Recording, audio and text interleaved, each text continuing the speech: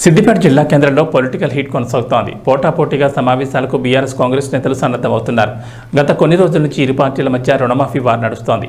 నేడు సిద్దిపేటకు మైనంపల్లి వస్తున్నారనే సమాచారం మేరకు రాజీవ్ గాంధీ జయంతి సందర్భంగా పొన్నాల నుండి పాత బస్టాండ్ వరకు కాంగ్రెస్ బైక్ ర్యాలీ నిర్వహించారు.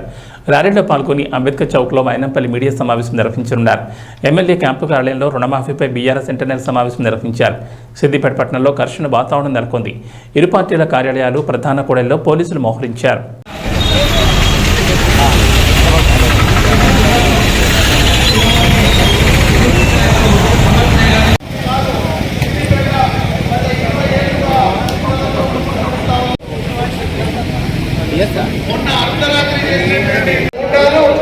హైదరాబాద్ నుంచి గుండెలను తెప్పించుకొని సిద్దిపేటలో మాజీ ప్రజాప్రతినిధులు టీఆర్ఎస్ పార్టీ కార్యకర్తలు రైతులు అందరికీ పేరు పేరున